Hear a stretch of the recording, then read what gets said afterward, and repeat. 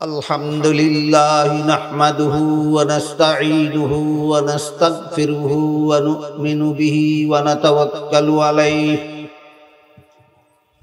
ونعوذ بالله من شرور أنفسنا ومن سيئات أعمالنا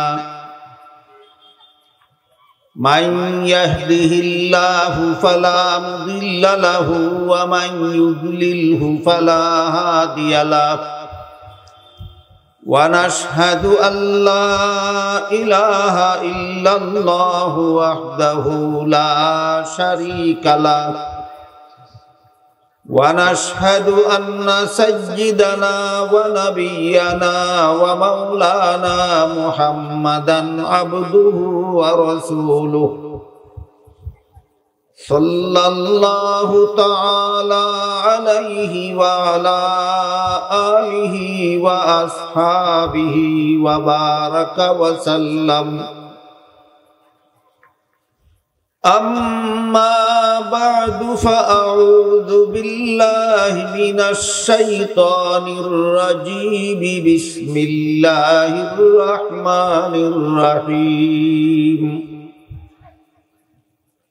اليوم أكملت لكم دينكم وأتممت عليكم نعمتي ورضيت لكم الإسلام دينا وقال رسول الله صلى الله عليه وسلم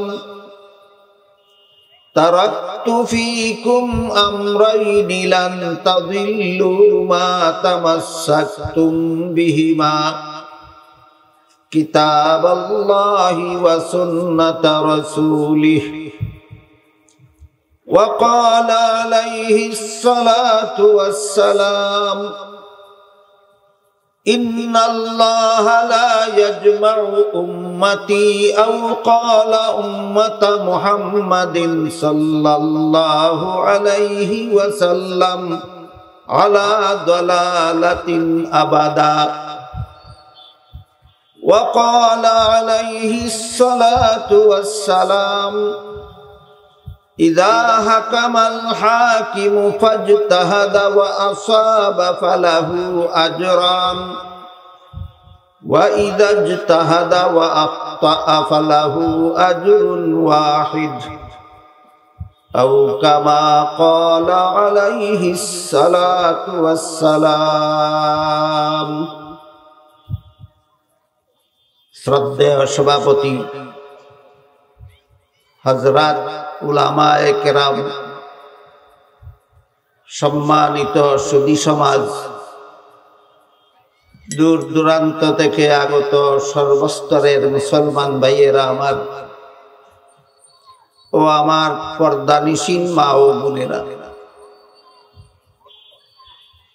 আমার একটা ব্যক্তিগত অসুবিধার কথা আপনাদেরকে না বললে হয়তো আমাকে কেউ কেউ ভুল বুঝতে পারে। সেটা হলো,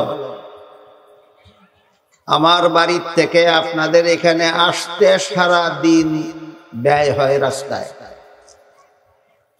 আর এখান থেকে আবার বাড়ি যেতে সারা রাত রাস্তায় চলে যায়। এই 24 ঘন্টার ভিতরে আমার 1 ঘন্টাও ঘুমের মতো সময় থাকে না। এজন্য ইন্তেজামিয়া কমিটির সাথে আমার কথা ছিল, মাগরিবের পরপর আমি বয়ান করে চলে গেলে অন্তত কিছু সময় বাড়ি গিয়ে ঘুমাবার মতো সুযোগ পাব। কিন্তু আসার পরে দেখলাম এই ব্যবস্থা এখানে নাই। নানাভাবে আমাকে অজুহাত পেশ করে বলা হলো 8টায় আজান হবে, 8:15 এশার নামাজ হবে, নামাজের সাথে সাথেই আমাকে বয়ান করতে দেওয়া। 8:15 কাছাকাছি সময়ে স্টেজে এসে দেখলাম আজানই হয়। তখন আপনাদের মঞ্চ থেকে মাহফিলের খরচের জন্য চাঁদার প্রস্তাব করা হয়েছে। স্টেজে আমি উপস্থিত হওয়ার কারণে চাঁদার প্রস্তাব মুলতবি রেখে তাড়াহুড়া করে আজান দেওয়া হয়েছে। কাজেই আমার কারণে যে আপনাদের কালেকশনটা বন্ধ হইল, এজন্য আমি দুঃখিত। আমি মনে করি যে আপনারা এই কালেকশনের কাজটা করেন, এরপরে যদি সময় বাকি থাকে, না হয় আমি 2-4 কথা বলবো, সময় না থাকলে কালেকশনটা তো হইল। এই ব্যাপারে আপনাদের ইন্তেজামিয়া কমিটির মতামত পাইলে পরে আমি আমার বাকি কথা বলবো।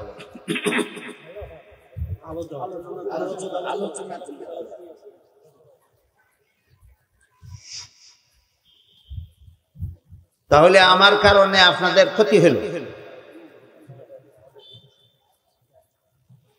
যাই হোক, আপনাদের আবদার ক্রমেই, আপনাদের অনুরোধ ক্রমেই আমি আমার কথা শুরু করতেছি।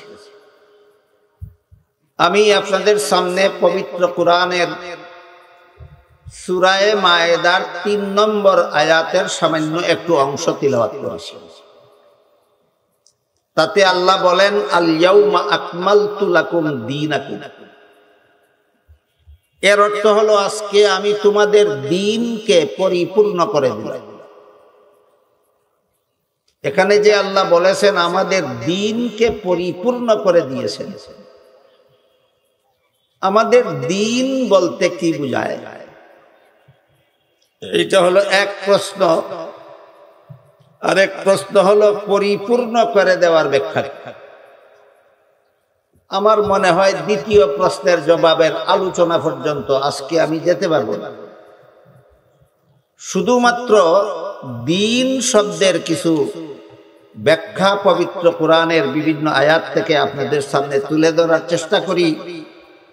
তারপরে যদি সময় সুযোগ থাকে, আমারও স্বাস্থ্য মানায়, আপনাদেরও ধৈর্য হয় শুনতে, দেখা যাবে পরিপূর্ণতার ব্যাখ্যার আলোচনা করা যায় কিনা।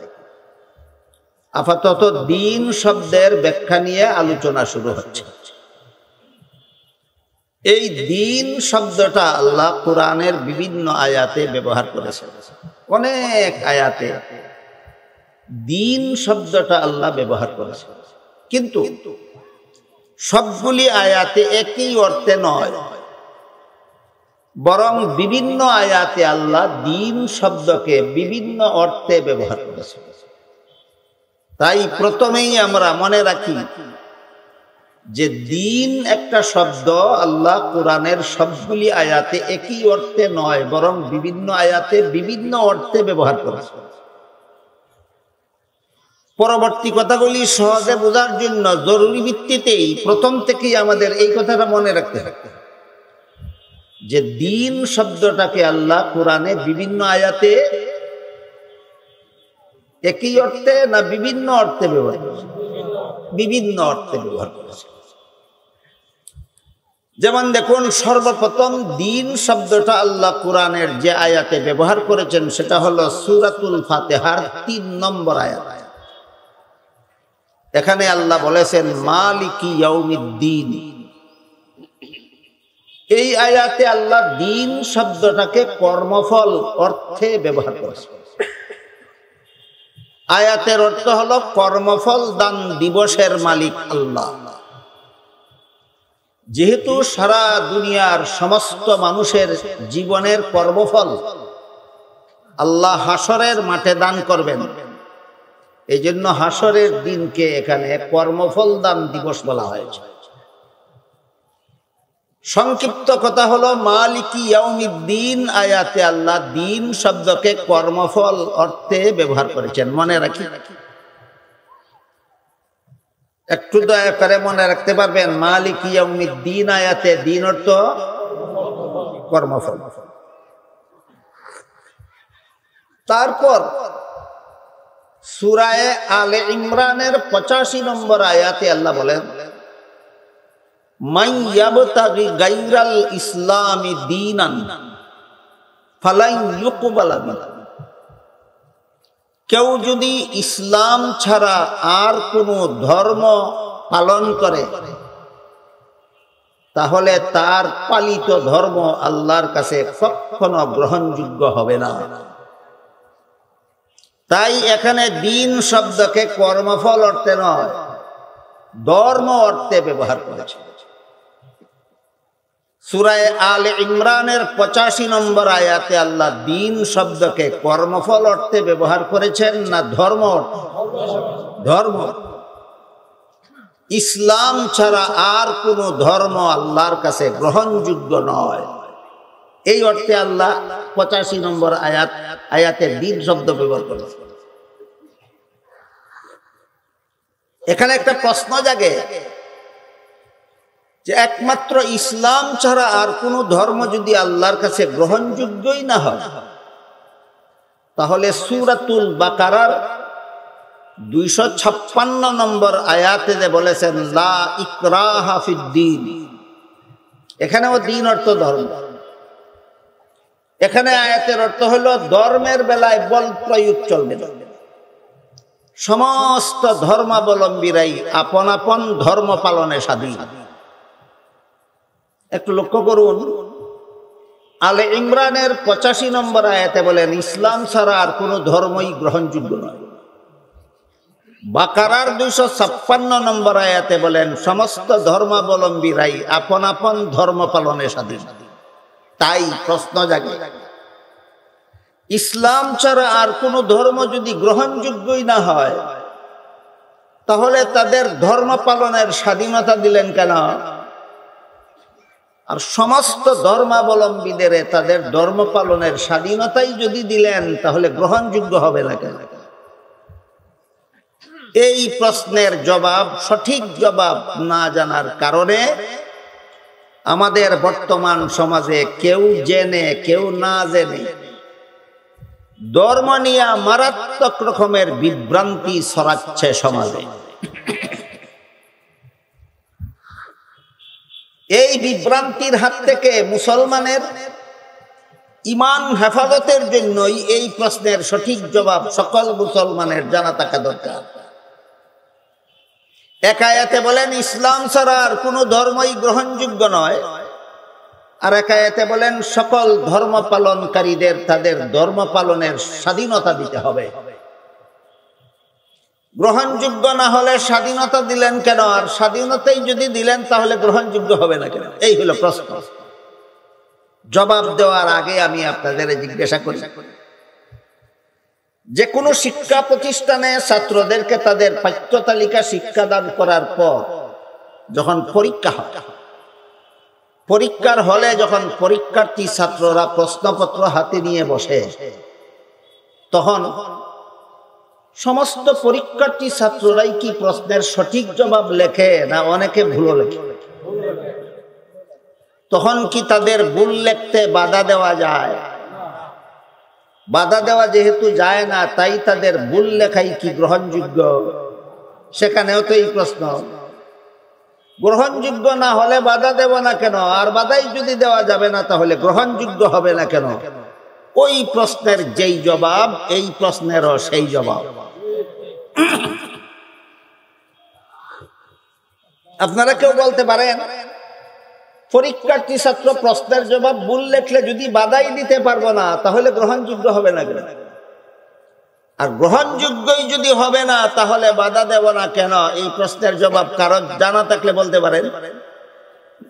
জবাব হলো, গ্রহণযোগ্যতার কারণে বাধা দিব না নয়, বরং নিয়ম রক্ষার জন্য বাধা দেওয়া যাবে না।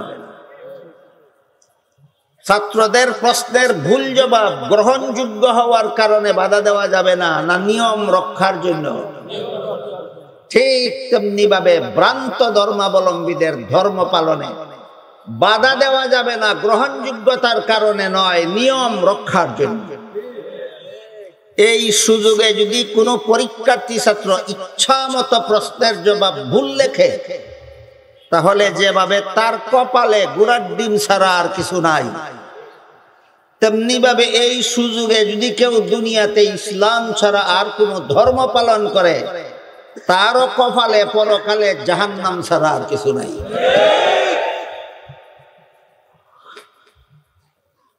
সুতরাং অসাম্প্রদায়িকতার দোহাই দিয়ে সাম্প্রদায়িক সম্প্রীতির দোহাই দিয়ে যারা সকল ধর্মাবলম্বীকে আল্লাহ কোরআনে আপন আপন ধর্ম পালনের স্বাধীনতা দিয়েছেন কথাটা বারবার বলে, কিন্তু ইসলাম ছাড়া আর কোনো ধর্মই আল্লাহর কাছে গ্রহণযোগ্য নয়, কোরআনের এই কথাটা একবারও বলে না। আপনারা বিশ্বাস করেন আপনাদের সমাজে এমন নামধারী মুসলমানের অভাব নাই যারা সকল ধর্মাবলম্বীকে আল্লাহ কোরআনে আপন আপন ধর্ম পালনের স্বাধীনতা দিয়েছেন কথাটা সারা জীবনেই বলে, কিন্তু ইসলাম ছাড়া আর কোনো ধর্ম গ্রহণযোগ্য নয় কথাটা জীবনে একবারও বলে না। এদের উদ্দেশ্য ভালো না মতলব খারাপ? এদের মতলব খারাপ, এরা ইসলামের দুশমন।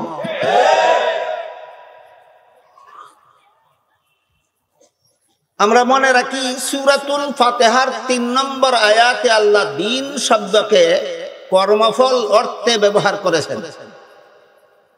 সূরা আলে ইমরানের ৮৫ নম্বর আয়াতে আল্লাহ দ্বীন শব্দকে ধর্ম অর্থে ব্যবহার করেছেন।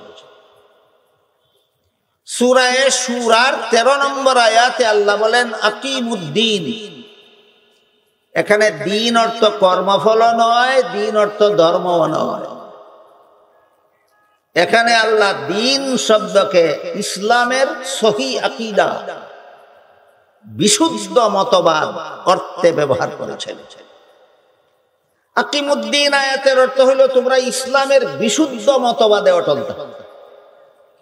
কারণ দুনিয়াতে অনেক মানুষ ইসলামের নামে ভ্রান্ত মতবাদ পোষণ করে। এই রকমের চক্রান্ত থেকে সতর্ক করে দিয়ে আল্লাহ বলেছেন আকিমুদ্দিন, ইসলামের সহি আকীদায় অটল থাকো, ইসলামের বিশুদ্ধ মতবাদে অটল থাকো। যেহেতু অনেক মানুষ ইসলামের নামে ভ্রান্ত মতবাদ পোষণ করে, এজন্যই এদেরকে সতর্ক করে দিয়ে আল্লাহ আকিমুদ্দিন বলেছেন, যারা দাবি করো তোমাদের ধর্ম ইসলাম, তোমরা ইসলামের নামে ভ্রান্ত মতবাদ পোষণ করবে না, ইসলামের বিশুদ্ধ মতবাদে অটল থাকো। আকিমুদ্দিন আয়াতে দ্বীন অর্থ ইসলামের বিশুদ্ধ মতবাদ, আকিমুদ্দিন আয়াতে দ্বীন অর্থ ইসলামের বিশুদ্ধ মতবাদ। সাবধান যারা দাবি করো তোমাদের ধর্ম ইসলাম, তোমরা ইসলামের নামে ভ্রান্ত মতবাদ পোষণ করবে না। ইসলামের নামে ভ্রান্ত মতবাদ পোষণকারী দুই প্রকার। এক প্রকারের ভ্রান্ত মতবাদ প্রকাশ্য কুফরি, দাবি করে এদের ধর্ম ইসলাম আর কুফরি মতবাদ পোষণ করে। এইরকম নিছক দাবির কারণে মুসলমান হওয়া যায় না, কুফরি মতবাদের কারণে এই সমস্ত নামধারী মুসলমান কাফের গণ্য হয় আল্লাহর দরবারে। এর একটি উদাহরণ আল্লাহ পাক রব্বুল আলামিন পবিত্র কোরআনের সূরা আহজাবের ৪০ নম্বর আয়াতে বলেছেন, মা কানা মুহাম্মাদুন আবা আহাদিন মির রিজালিকুম ওয়ালাকির রাসূলুল্লাহি ওয়া খাতামান নাবিয়্যিন। এর অর্থ হলো আল্লাহ বলেন মুহাম্মদ সাল্লাল্লাহু আলাইহি ওয়াসাল্লাম তোমাদের বংশগত পিতা নন, বরং আল্লাহর রাসূল হওয়ার সুবাদে তিনি তোমাদের আধ্যাত্মিক পিতা। কি বললেন সূরা আহজাবের ৪০ নম্বর আয়াতে? মুহাম্মদ সাল্লাল্লাহু আলাইহি ওয়াসাল্লাম আমাদের বংশগত পিতা না আধ্যাত্মিক পিতা? এখানে পরবর্তী কথা বোঝার আগে দুই রকম পিতার ডেফিনেশন জানা থাকা দরকার। যে পিতার শরীরের অংশ দ্বারা সন্তানের শরীর গঠন হয়, এমন পিতাকে বংশগত পিতা বলা হয়। আর যার পবিত্র আত্মার পরশে অপরের আত্মা পবিত্র হয়, তাকে আধ্যাত্মিক পিতা বলা হয়। সমস্ত নবী রাসূলগণের আত্মা সকল প্রকার গুনাহ থেকে পবিত্র, তাই এই পবিত্র আত্মার অধিকারী নবীগণের সংস্রবে যারা যায়, তাদের কথা যারা শুনে, তাদের কথা মতো যারা জীবন যাপন করে, এদের আত্মাটাও শেষ পর্যন্ত পবিত্র হয়ে যায়। বুঝে থাকলে এবার বলুন তো, কার পবিত্র আত্মার পরশে কার আত্মা পবিত্র হলো? নবীর পবিত্র আত্মার পরশে উম্মতের আত্মা পবিত্র হবে। এইরকম পবিত্র আত্মার অধিকারী সমস্ত নবী রাসূলগণ। একজনের আত্মাও গুনার দ্বারা কলুষিত নয়, একজন নবীর আত্মাও গুনার দ্বারা কলুষিত নয়। সকল নবীর আত্মা সকল প্রকার গুনাহ থেকে পবিত্র। এই কথাটা আল্লাহ সুস্পষ্ট ভাষায় ঘোষণা দিয়েছেন এক আয়াতে। আল্লাহ বলেন, লা ইয়ানালু আহদিজ জালিমিন, গুনাহগারদেরকে আমি নবী বানাই নাই, আর যাদেরকে নবী বানাই তারা কোনোদিন গুনাহ করে না। আল্লাহর এই ঘোষণাটা দুই একজন নবীর বেলায় ব্যতিক্রম না সকল নবীর বেলায় সার্বজনীন? সার্বজনীন মূলনীতি। সমস্ত নবীগণের জন্য আল্লাহ সার্বজনীন মূলনীতি নির্ধারণ করে দিয়ে বলেন, লা ইয়ানালু আহদিজ জালিমিন, আমি নবুয়তের পদ কোনো গুনাহগারকে দেই না, যাদেরকে নবী বানাই তারা জীবনে কোনোদিন গুনাহ করে না। তাহলে বেগুনাহ নিষ্পাপ হওয়া এটা কোনো নবীর বেলায় ব্যতিক্রম ধর্মী বিশেষণ নয়, এটা সকল নবীর বেলায় সার্বজনীন মূলনীতি। কাজেই কোন নবীর জীবনের কোন ঘটনাকে যদি আপনি মন গড়াভাবে ব্যাখ্যা করেন তাহলে তাকে গুনাহগার সাব্যস্ত করতে পারবেন। আমার কথা বুঝে থাকলে বলুন, বিশুদ্ধ ব্যাখ্যার দ্বারা কোন নবী গুনাহগার সাব্যস্ত হন না মন গড়া উপব্যাখ্যার দ্বারা? কোন নবীর জীবনের কোন ঘটনাকে যদি আপনি মন গড়া ভাবে অপব্যাখ্যা করেন তাহলে তাকে গুনাহগার সাব্যস্ত করতে পারবেন। তখন আপনার ব্যাখ্যাটা হবে আল্লাহর সামগ্রিক মূলনীতি বিরোধী। তখন আপনার ব্যাখ্যাটা হবে আল্লাহর সামগ্রিক মূলনীতি বিরোধী। এর একটা উদাহরণ, আল্লাহ আদম আলাইহিস সালামকে জান্নাতে দিয়ে বলেছিলেন, জান্নাতে যেখানে ইচ্ছা সেখানে বসবাস করো, সব রকমের ফলমূল খান, একটি গাছের ফল খেতে নিষেধ করেছে। শেষ পর্যন্ত আদম ইবলিসের দুকায় পরে নিষিদ্ধ গাছের ফল খেয়েছিলেন। ঘটনা সবাই জানে, কোরআনের বহু আয়াতে আছে, রাসূলের বহু হাদিসে আছে। যাদের ঘটনা জানা আছে বলুন তো, আদম কি আল্লাহর সেই নিষেধ রক্ষা করতে পেরেছিলেন না ইবলিসের দুকায় পরে লঙ্ঘন করেছিলেন? এই ঘটনাটাকে যদি আপনি মন গড়া ভাবে এই ব্যাখ্যা করেন যে আল্লাহর আদেশ নিষেধ লঙ্ঘন করলেই গুনাহ হয়, আদম যেহেতু লঙ্ঘন করেছেন তাই আদম গুনাহ করেছেন, এই ব্যাখ্যা ইচ্ছা করলে আপনি করতে পারেন। এই ব্যাখ্যাটা বলুন আল্লাহর সামগ্রিক মূলনীতির পক্ষে যায় না বিরুদ্ধে যায়? প্রমাণ হয়ে গেল তোমার ব্যাখ্যা মন গড়া। কি প্রমাণ হয়ে গেল? ব্যাখ্যা তোমার মন গড়া। তাহলে বিশুদ্ধ ব্যাখ্যা কোনটা? বিশুদ্ধ ব্যাখ্যা অনেকগুলি আছে। আমি আগেই বলেছি আমার সময় খুবই কম। এই মুহূর্তে আমি রওনা দিলেও আমার বাড়ি পৌঁছতে ফজরের সময় হবে। কাজে খুব শর্টকাটে কথা বলতে হবে, খুব সংক্ষিপ্ত ভাবে বলার জন্য বলছি। আদমের নিষিদ্ধ গাছের ফল খাওয়ার বিভিন্ন ব্যাখ্যা আছে, বিশুদ্ধ ব্যাখ্যা, যেই ব্যাখ্যাগুলি আল্লাহর মূলনীতির বিরুদ্ধে যায় না, পক্ষে থাকে।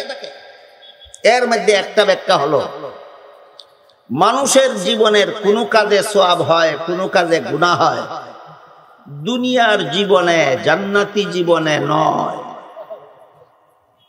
আমার কথা বুঝে থাকলে বলুন, মানুষের কোনো কাজে সওয়াব হয়, কোনো কাজে গুনাহ হয় কোন জীবনে? জান্নাতি জীবনের কোনো কাজে সওয়াব নাই, গুনাহ। এবার বলুন, আদম নিষিদ্ধ গাছের ফল খেয়েছিলেন কোন জীবনে? এর সাথে সওয়াবেরও কোনো সম্পর্ক নাই, গুনাহেরও কোনো সম্পর্ক নেই। এই ব্যাখ্যা বিশুদ্ধ কেন? এই ব্যাখ্যা আল্লাহর মূলনীতির বিরুদ্ধে যায় না। এই ব্যাখ্যা বিশুদ্ধ কেন? এই ব্যাখ্যা আল্লাহর মূলনীতির বিরুদ্ধে যায় না। আল্লাহর মূলনীতি বজায় রেখে মুফাসসিরিনে কেরাম তাফসীরের কিতাবে এই ব্যাখ্যা লিখেছেন। 2 নম্বর বিশুদ্ধ ব্যাখ্যা, দুনিয়ার জীবনেও নিষিদ্ধতার কথা ভুলে গিয়ে আল্লাহর নিষেধ লঙ্ঘন করে ফেললে দুনিয়াতেও গুনাহ হয় না। যেমন ধরুন রমজান মাসের দিনের বেলায় আপনি রোজাদার, আপনাকে আল্লাহ দিনের বেলায় খানাফিনা করতে আদেশ করেছেন না নিষেধ করেছেন, কিন্তু আপনি যদি রোজার কথা ভুলে গিয়ে খানাফিনা করেই ফেলেন,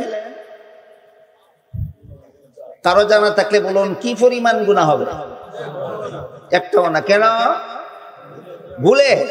আল্লাহ কোরআনে বলেছেন আদম ভুলে গেল। তুমি ভুলে গেলে গুনাহ হয় না, তোমার বাবার বাবার বাবা 14 গোষ্ঠীর বাবা আদমে ভুলে গেলে গুনাহ হয়। তুমি নবীর জীবনী শিখছ কোথায়? তুমি কোরআন শিখেছ কার কাছে? এই হলো 2 নম্বর বিশুদ্ধ ব্যাখ্যা, যেই ব্যাখ্যা আল্লাহর মূলনীতির বিরুদ্ধে যায় না। সুতরাং এইটাও সহি ব্যাখ্যা। তাই বিশুদ্ধ মতবাদের মনীষীগণ যে সমস্ত তাফসীরের কিতাব লিখেছেন, সমস্ত তাফসীরের কিতাবে উল্লেখ করে দিয়েছেন, কোরআন হাদিসের কোথাও যদি কোনো নবীর নামের সাথে গুনাহ শব্দ ব্যবহৃত হয়, তাহলে এই গুনার ব্যাখ্যা আল্লাহর মূলনীতি বজায় রেখে করতে হবে। বুঝেন নাই? আল্লাহর মূলনীতি কি ছিল? সমস্ত নবী বেগুনাহ, সমস্ত নবী বেগুনাহ, সমস্ত নবী বেগুনাহ, এটা আল্লাহর মূলনীতি। এখন যদি কোনো নবীর নামের সাথে গুনাহ শব্দ পাওয়া যায়, আল্লাহর মূলনীতি বজায় রেখে ব্যাখ্যা করবা, তোমার ব্যাখ্যা হবে বিশুদ্ধ। আল্লাহর মূলনীতি লঙ্ঘন করে গুনাহ শব্দের ব্যাখ্যা করবা, এটা তোমার মন গড়া ব্যাখ্যা। আর রাসূল বলেছেন যে ব্যক্তি কোরআনে মন গড়া ব্যাখ্যা করবে তার ঠিকানা জাহান্নাম।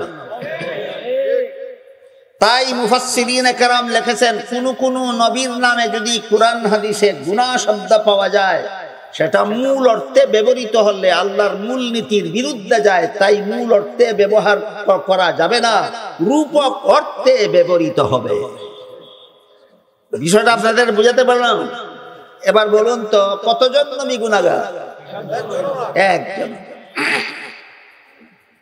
তাহলে নবীগণকে গুনাহগার মনে করা, এটা কি ইসলামের বিশুদ্ধ মতবাদ না ইসলামের নামে ভ্রান্ত মতবাদ? ইসলামের নামে ভ্রান্ত। এই ভ্রান্ত মতবাদের আবির্ভাব ঘটিয়েছে মানুষের সমাজে ধর্মের নামে সর্বপ্রথম খ্রিস্টানেরা। নবীগণকে গুনাহগার সাব্যস্ত করার মতো ভ্রান্ত মতবাদ ধর্মের নামে মানব সমাজে উদ্ভাবন করেছিল সর্বপ্রথম খ্রিস্টানেরা। আপনারা ধৈর্যের সাথে শুনলে আমি সেই ইতিহাসের গুড়ার কথাটা আপনাদের বলব।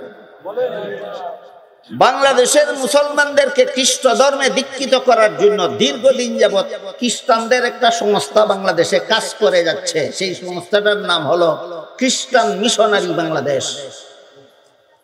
খ্রিস্টান মিশনারি বাংলাদেশের পক্ষ থেকে অসংখ্য অগণিত বই, পুস্তক, পত্র, পত্রিকা, লিফলেট, বিজ্ঞাপন ইত্যাদি অহরহ বৃষ্টির মতো প্রকাশ করা হচ্ছে। এই সমস্ত বই পুস্তকের মধ্যে খ্রিস্টানদের লেখা একটা পুস্তকের নাম কোরআনের আলোকে বেহেশতে যাওয়ার পথ। দেখেন নামটা কিভাবে লেখছে। একজন সাধারণ মুসলমান দেখলে কল্পনাও করতে পারবে না যে এটা খ্রিস্টানের লেখা বই। কোরআনের আলোকে বেহেশতে যাওয়ার পথ শুনলেই সাধারণ মুসলমান মনে করবে কোরআনের আলো বুঝলে মুসলমানের আলেমরা বুঝে, আর কেউ বুঝে না।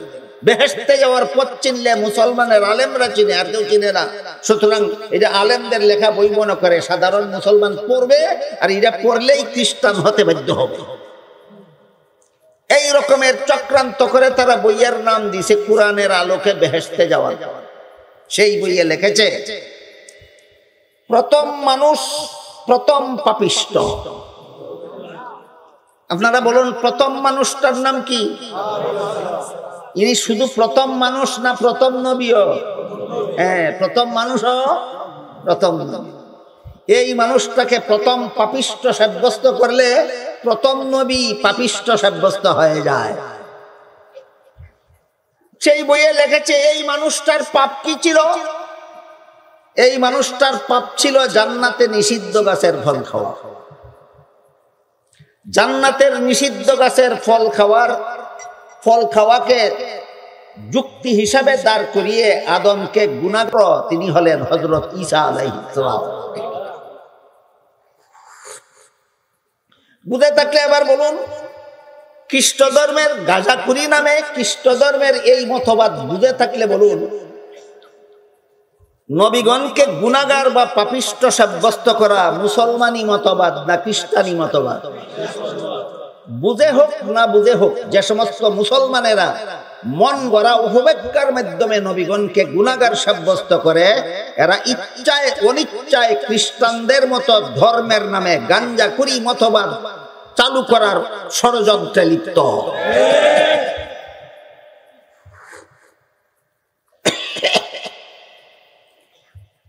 মুসলমানদের মধ্যে অনেক ভালো মানুষ আছে, যাদের আমল ভালো দেখা যায়, যাদের লিবাস পোশাক ভালো দেখা যায়, যাদের দাড়ি দেখা যায় সুন্নতি দাড়ি, মাথায় দেখা যায় সুন্নতি টুপি পাগড়ি, গায়ে দেখা যায় সুন্নতি লম্বা জামা, কিন্তু খ্রিস্টানদের দালালি করে ইচ্ছায় অনিচ্ছায়। কিভাবে? বলে হযরত জাকারিয়া আলাইহিস সালাম আল্লাহর দরবারে শাস্তিযোগ্য অপরাধ করেছিল। এইটাকেই ফার্সি ভাষায় বলে গুনাহ, ফার্সি ভাষায় বলে গুনাহ। শাস্তিযোগ্য অপরাধের নাম ফার্সি ভাষায় গুনাহ, আরবি ভাষায় মাসিয়াত, আরবি ভাষায় মাসিয়াত, বাংলা ভাষায় মহাপাপ, বাংলা ভাষায় মহাপাপ। জাকারিয়া আলাইহিস সালাম আল্লাহর দরবারে শাস্তিযোগ্য অপরাধ করেছিলেন, গুনাহ করেছিলেন। ইউসুফ আলাইহিস সালাম আল্লাহর দরবারে শাস্তিযোগ্য অপরাধ করেছিলেন, গুনাহ করেছিলেন। মুসা আলাইহিস সালাম আল্লাহর দরবারে শাস্তিযোগ্য অপরাধ করেছিলেন। এমনকি মুহাম্মাদুর রাসূলুল্লাহ সাল্লাল্লাহু আলাইহি ওয়াসাল্লাম আল্লাহর দরবারে শাস্তিযোগ্য অপরাধ করেছিলেন। সুন্নতি লিবাসদারি, সুন্নতি টুপিদারি, সুন্নতি পাগড়িদারি, সুন্নতি জুব্বাদারি মুসলমান, এমন কিছু মুসলমান আছে তারাও এই কথাগুলি বলে। মুহাম্মাদুর রাসূলুল্লাহ সাল্লাল্লাহু আলাইহি ওয়াসাল্লাম আল্লাহর দরবারে শাস্তিযোগ্য অপরাধ করেছিলেন। এই ভালো মানুষটার নাম হযরত মাওলানা সাদ সাহেব। এই ভালো মানুষটার নাম হযরত মাওলানা সাদ সাহেব। এই লোকটার অনুসারীরা এতনা বড়, এই লোকটার অনুসারীরা এতনা বড় ইতর, আমার এই প্রতিবাদী কথাটাকে ডিলিট করে দিয়ে, সাদ বলেছে কথাটা ডিলিট করে দিয়ে, আমার কণ্ঠে যে তার কথাটা আবৃত্তি করেছি ওইটাই মিডিয়াতে দিয়ে আমার কথা নামে চালিয়ে দেয়। কেতনা বড় বান্দর!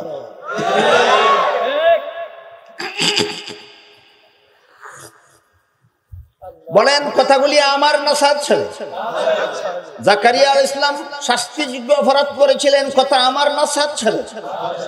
ইউসুফ আলাইহিস সালাম শাস্তিযোগ্য অপরাধ করেছিলেন, কথা আমার না সাদ সাহেব? মুসা আলাইহিস সালাম শাস্তিযোগ্য অপরাধ করেছিলেন, কথা আমার না সাদ সাহেব? মুহাম্মাদুর রাসূলুল্লাহ শাস্তিযোগ্য অপরাধ করেছিলেন, কথা আমার না সাদ সাহেব? এখন যদি বানরে এই সাদ সাহেব নামটা ডিলিট করে দিয়া, আমার প্রতিবাদ ডিলিট করে দিয়ে শুধু আমি যে আবৃত্তি করলাম এটা আমার নামে ভাইরাল করে দেয়, এটা কি ইতর বলবো না বানর বলবো আমি খুঁজেই পাচ্ছি না। এই সাদের পন্থীরা এমন একটা ইতরামি করেছে আরেক বক্তব্যের বেলায়, যেটা আমার নাম ঘোষণার সময় হুজুর বলেছে। সাদ সাহেব বলে, মসজিদের ইমামতের বিনিময়ে ইমাম সাহেবকে যে ভাতা দেওয়া হয়, আযান দেওয়ার বিনিময়ে মুয়াজ্জিনকে যে ভাতা দেওয়া হয়, আমি বলেছি না সাদ সাহেব বলেছে? এই ফাঁকে ফাঁকে সাদ সাহেব বলেছে। কেন বলি? এই বান্দামি যেন করতে না পারে, আমার এই প্রতিবাদটা ডিলিট করে দিয়ে আমার কণ্ঠস্বরে যেন ভাইরাল করার, বান্দামি করার সুযোগ না পায়। মসজিদের ইমাম সাহেবকে যে ভাতা দেওয়া হয়, মুয়াজ্জিন সাহেবকে যে ভাতা দেওয়া হয়, সাদ সাহেব বলে মাদ্রাসার ছাত্রদেরকে যে উস্তাদ কুরআন হাদিস শিক্ষা দেন তাদেরকে যে ভাতা দেওয়া হয়, এই ভাতাগুলি বেশ্যা নারীর দেহ ব্যবসায়ের উপার্জনের চেয়েও জঘন্যতম হারাম।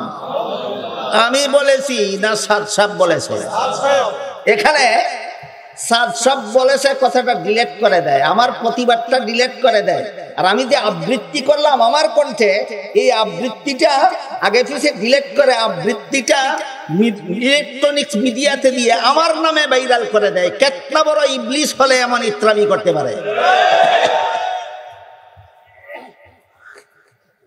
এজন্য বলেছি নবীগণকে অনেক ভালো মানুষ আকৃতি দেখা যায় ভালো মানুষ, কিন্তু নবীগণকে পাপিষ্ঠ সাব্যস্ত করে। এই সমস্ত ইত্রামি কর্নেওয়ালাদের মধ্যে একজন হইল হযরত মাওলানা সাদ সাহেব। ইনি বলেন জাকারিয়া আলাইহিস সালাম আল্লাহর দরবারে শাস্তিযোগ্য অপরাধ করেছিলেন। আমি বলি না, সাদ সাহেব বলে। ইনি বলেন ইউসুফ আলাইহিস সালাম আল্লাহর দরবারে শাস্তিযোগ্য অপরাধ করেছেন। আমি বলি না, সাদ সাহেব বলে। এই কথাটা বারবার বলছি কেন? কারণ বান্দামি করবে, এই আগে পরে ডিলেট করে আমার নামে ভাইরাল করে দেবে।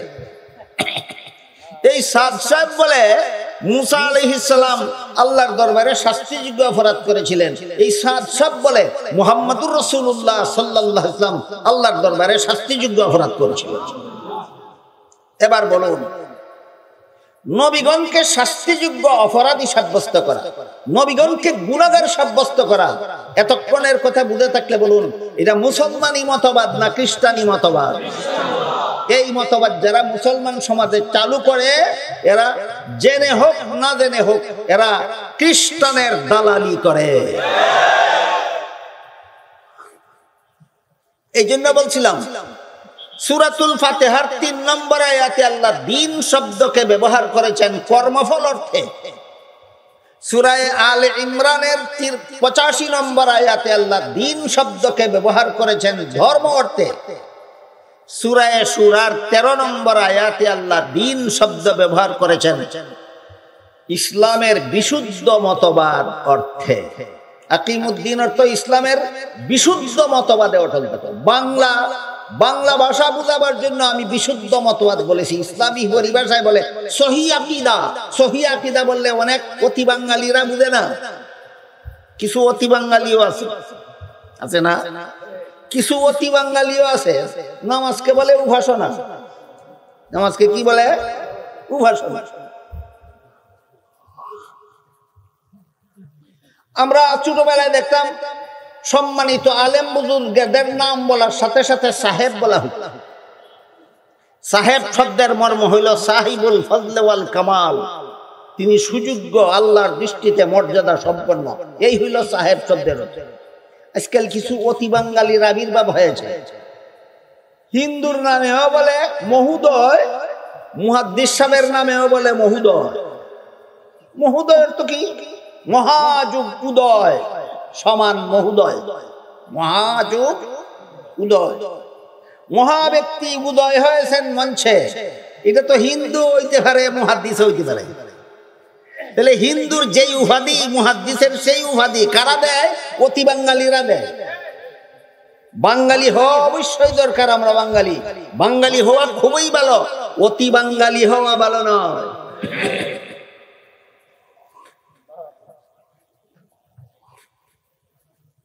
আমার কথা বুঝে থাকলে বলুন, মুহাদ্দিস মহোদয় না মুহাদ্দিস সাহেব? হযরত মাওলানা মহোদয় না হযরত মাওলানা সাহেব? সাহেব মানে আল্লাহর দৃষ্টিতে সম্মানিত, আল্লাহর দৃষ্টিতে মর্যাদাশালী।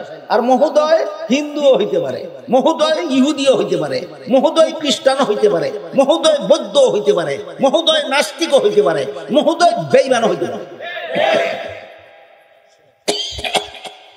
এই জন্য বলেছি সূরা শুরার 13 নম্বর আয়াতে যে আল্লাহ বলেছেন আকিমুদ্দিন, এখানে দিন শব্দের অর্থ হইল সহি আকীদা। সহি আকীদা বললে অতি বাঙালিরা বুঝবে না, এই জন্য অতি বাঙালিদের জন্য বোঝার বাকি না থাকে। তাই বলেছি আকিমুদ্দিন আয়াতে যে আল্লাহ বলেছেন তোমরা ইসলামের সহি আকীদায় অটল থাকো, এর অর্থ হইল বিশুদ্ধ মতবাদে অটল থাকো। কি মতবাদ? বিশুদ্ধ। অনেক মানুষ ইসলামের নামে কুফরি মতবাদ পোষণ। এর 1 নম্বর উদাহরণ কাদিয়ানি। 1 নম্বর উদাহরণ কাদিয়ানি প্রসঙ্গটা শেষ করি, তারপরে অন্য প্রসঙ্গে যাই। সূরা আহজাবের 40 নম্বর আয়াতে আল্লাহ বলেন ওয়ালাকিন রাসূলুল্লাহি ওয়া খাতামান নাবিয়্যিন, মুহাম্মাদুর রাসূলুল্লাহ যেহেতু আল্লাহর রাসূল, তাই তিনি তোমাদের আধ্যাত্মিক পিতা, রুহানি বাবা, আধ্যাত্মিক পিতা। বলতেছিলাম আধ্যাত্মিক পিতা কাকে বলে? যার পবিত্র আত্মার পরশে অপরের আত্মা পবিত্র হয়। সমস্ত নবীগণের আত্মা সকল প্রকার গুণাত থেকে পবিত্র। তাই নবীগণের সংস্রবে যারা যায়, নবীগণের কথা মতো যারা জীবন যাপন করে, তাদের আত্মাটাও আল্লাহ শেষ পর্যন্ত পবিত্র করে দেন। সুতরাং সমস্ত নবীগণ হলেন আপন আপন উম্মতের আধ্যাত্মিক পিতা। বুঝে থাকলে বলুন তো, একজন দুজন নবী উম্মতের আধ্যাত্মিক পিতা না সকল নবী? সকল। কিন্তু এক হাদিসে আল্লাহ রাসূল বলেন, ইন্নাল্লাহা ফাদ্দালানি আলাল আম্বিয়া ওয়া ফাদ্দালা উম্মতি আলাল উমাম। আল্লাহ আমাকে সকল নবীর উপর শ্রেষ্ঠ মর্যাদা দান করেছেন, আর আমার উম্মতকে সকল নবীর উম্মতের উপর শ্রেষ্ঠ মর্যাদা দান করেছেন। আমি সমস্ত নবীগণের চেয়ে শ্রেষ্ঠ, আর আমার উম্মত সকল নবীর উম্মতের চেয়ে শ্রেষ্ঠ। একটু বুঝে শুনে একটা কথার জবাব দিবেন, না বুঝলে চুপ থাকবেন, জবাব আমি দেব। উম্মতের আধ্যাত্মিক পিতা হওয়া কি শুধু আমাদের নবীর একক গুণ, না সকল নবীর ব্যাপক গুণ? তাহলে সূরা আহজাবের 40 নম্বর আয়াতে আল্লাহ বললেন, ওয়ালাকিন রাসূলুল্লাহি, আল্লাহর রাসূল হিসেবে তিনি তোমাদের আধ্যাত্মিক পিতা। আধ্যাত্মিক পিতা হওয়া তো আমাদের নবীর আলাদা গুণ নয়, এটা তো সকল নবীর গুণ। আমাদের নবীর আলাদা গুণ গেল কোথায়? প্রশ্নের জবাবে আল্লাহ বলেন, ওয়া খাতামান নাবিয়্যিন, তোমাদের নবীর একক গুণ হইল তিনি খাতামুন নবিয়্যিন। আর কোন নবীকে আমি খাতামুন নবিয়্যিন বানাইনি, একমাত্র তোমাদের নবীকে খাতামুন নবিয়্যিন বানিয়েছি। মনে রাখি, পরবর্তী কথাগুলি বোঝার জন্য সূরা আহজাবের 40 নম্বর আয়াতে আল্লাহ আমাদের নবীকে বৈশিষ্ট্যপূর্ণ গুণে গুণান্বিত হিসাবে খাতামুন নবিয়্যিন উপাধিতে ভূষিত করেছেন। এই খাতামুন নবিয়্যিনের অর্থ কি? তিরমিজি শরীফের বর্ণিত হাদিসে রাসূল বলেন, লা তাকুমুস সাআতু হাত্তা ইউবাসা দাজ্জালুনা কাযযাবুনা কুল্লুহুম ইয়াজআমু আন্নাহু নাবিয়্যুন ওয়া আনা খাতামুন নাবিয়্যিন লা নাবিয়্যা বাদি। এর অর্থ হলো, আমার পরে কিয়ামত পর্যন্ত যদি কেউ নবী হওয়ার দাবি করে, আমার আবির্ভাবের পর থেকে কিয়ামত পর্যন্ত যদি কেউ নবী হওয়ার দাবি করে, তাহলে সে হবে মিথ্যাবাদী দাজ্জাল। কারণ বর্ণনা করে রাসূল বলেন, আমার পরবর্তী কেউ নবী হওয়ার দাবি করলে সে মিথ্যাবাদী দাজ্জাল হবে। কেন? কারণ হলো আল্লাহ যে আমাকে খাতামুন নবিয়্যিন বলেছেন, এর অর্থ হলো শেষ নবী। এর অর্থ হলো শেষ নবী। সূরা আহজাবের 40 নম্বর আয়াতে আল্লাহ আমাদের নবীকে খাতামান নবিয়্যিন বলেছেন। তিরমিজি শরীফের হাদিসে রাসূল তার অর্থ বলে দিয়েছেন শেষ নবী। কাদিয়ানীরা মানে না। সূরা আহজাবের 40 নম্বর আয়াত মানে না? মানে না। কোরআনের কোন আয়াত যে মানে নাই, না মানাটা ইসলামী মতবাদ না কুফরি মতবাদ? অথচ তারা দলের নাম দিয়েছে আহমদিয়া, মুসলিম জামাত। আমরা মুসলমানের দল। কিসের নামে কিসের দল? ইসলামের নামে কাফিরের দল। ইসলামের নামে। এই জন্য আল্লাহ বলেন, আকিমুদ্দিন, সাবধান, ইসলামের নামে কুফরি করবা না। যারা মুসলমান বলে দাবি করো, ইসলামের বিশুদ্ধ মতবাদে অটল থাকো। এটা হলো ইসলামের নামে ভ্রান্ত মতবাদের একটি উদাহরণ। যেই ভ্রান্ত মতবাদের কারণে তার ধর্ম ইসলাম থাকে না, সে কাফের সাব্যস্ত হয়ে যায়। আরেক প্রকার ভ্রান্ত মতবাদ আছে, কাফেরও হয় না, ভ্রান্ত মতবাদের দ্বারা কাফেরও হয় না, নির্ভেজাল মুসলমানও থাকে না। কাফেরও হয় না, নির্ভেজাল মুসলমানও থাকে না। এইটাও ইসলামের নামে ভ্রান্ত মতবাদ। এই ধরনের ভ্রান্ত মতবাদের পর্যায়ে পরে নবীগণকে গুনাহগার সাব্যস্ত করতে পারে। এই ধরনের ভ্রান্ত মতবাদের পর্যায়ে পরে কি? নবীগণকে গুনাহগার সাব্যস্ত করা। আলোচনা একটু আগেই করে ফেলেছি। আমার কথা বুঝে থাকতে বলুন, যারা মন গড়া ব্যাখ্যা, অপব্যাখ্যার মাধ্যমে, অপব্যাখ্যার আশ্রয়ে আল্লাহর সামগ্রিক মূলনীতি বিরোধী ব্যাখ্যা করে কোনো না কোনো নবীকে গুনাহগার সাব্যস্ত করে, এরা ইসলামের বিশুদ্ধ মতবাদে আছে, এরা ইসলামের নামে ভ্রান্ত মতবাদী। আল্লাহ পাক রব্বুল আলামিন বলেন, আকিমুদ্দিন, সাবধান, ইসলামের নামে ভ্রান্ত মতবাদ পোষণ করবে না।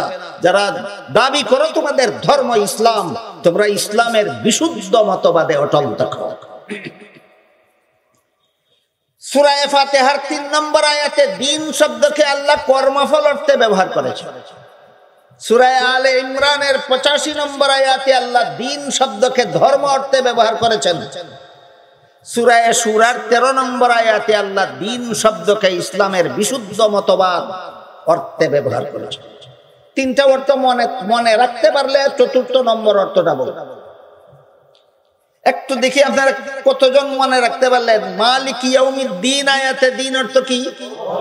কর্মফল। মাইয়াবতাগি গায়রাল ইসলামি দীনান, সূরা আলে ইমরানের 85 নম্বর আয়াতে দিন অর্থ কি? ধর্ম। সূরা শুরার 13 নম্বর আয়াতে আকিমুদ্দিন আয়াতে দিন অর্থ কি? ইসলামের বিশুদ্ধ মতবাদ। এবার তাহলে 4 নম্বর অর্থটা আমি আপনাদের সামনে আজকে যে আয়াত তিলাওয়াত করেছি সেটা হলো সূরা মায়েদার 3 নম্বর আয়াতের সামান্য অংশ। এখানে আল্লাহ বলেন আল ইয়াউমা আকমালতু লাকুম দীনাকুম, আজকে আমি তোমাদের দ্বীনকে পরিপূর্ণ করে দিলাম। এখানে দ্বীন অর্থ কর্মফল নয়, এখানে দ্বীন অর্থ ধর্মও নয়, এখানে দ্বীন অর্থ বিশুদ্ধ মতবাদ নয়, এখানে দ্বীন শব্দকে আল্লাহ ইসলামের বিধিবিধান অর্থে ব্যবহার করেছেন। আয়াতের অর্থ হলো আজ থেকে আমি তোমাদের ইসলামের যাবতীয় বিধিবিধান পরিপূর্ণ করে দিলাম। একটু দয়া করে বলবেন বুঝে থাকলে, আল ইয়াউমা আকমালতু লাকুম দীনাকুম আয়াতে যে আল্লাহ বলেছেন আজকে থেকে আমি তোমাদের দ্বীনকে পরিপূর্ণ করে দিলাম, এখানে দ্বীন অর্থ ইসলামের বিধিবিধান পরিপূর্ণ করে দিলাম। ইসলাম মানব জীবনের কিয়ামত পর্যন্ত মানব জীবনের সব সমস্যার সমাধান একমাত্র ইসলামের বিধিবিধানে নিহিত আছে। মানব জীবন কিয়ামত পর্যন্ত কোন মানুষ কোন দুনিয়াতে কোন সমস্যার সম্মুখীন হলে সমাধানের জন্য ইসলামের বাইরে কোথাও যেতে হবে না। সব সমস্যার সমাধান ইসলামের বিধিবিধান, সব সমস্যার সমাধান ইসলামের বিধিবিধান। এখানে একটা প্রশ্ন আসতে পারে, বর্তমান বিশ্বে প্রায় সবগুলি দেশে, যত দেশে মুসলমান মসজিদে আজান দেয়, একামত দেয়, জামাতে নামাজ পড়ে, প্রায় সবগুলিতে দেখা যায় মাইকে আজান দেয়। অনেক কানে মাইকে একামত দেয়, অনেক বেশি মুসল্লি হইলে মাইকে নামাজও পড়ানো। আপনাদের এলাকায় মাইকে আজান দেওয়া হয় কোথাও? এই মাইকে আজান দেওয়া ইসলামের বিধান? আপনারা জবাব দেবেন, আমি প্রশ্নটা বলি, আমি জবাব আমি দেব। এই মাইকে আজান দেওয়া ইসলামের বিধান মতো জায়েজ না না জায়েজ? যদি বলেন জায়েজ, বলুন কোরআন হাদিসের কোথায় আছে। যদি বলেন না জায়েজ, বলতে হবে কোরআন হাদিসের কোথায় আছে। অথচ মাইকে আজান দেওয়া, মাইকে একামত দেওয়া, মাইকে নামাজের ইমামতি করা জায়েজ অথবা না জায়েজ এমন কথা কোরআনেও খুঁজে পাবেন না, হাদিসেও খুঁজে পাবেন না। তাইলে ইসলামের বিধিবিধান সব সমস্যার সমাধান হলো কিভাবে? প্রশ্ন বুঝাতে পারলাম? প্রশ্নের সংক্ষিপ্ত জবাব, ইসলামের বিধিবিধান মানব জীবনের সব সমস্যার সমাধান, কথাটা আল্লাহ বলেছেন সূরা মায়েদার 3 নম্বর আয়াত।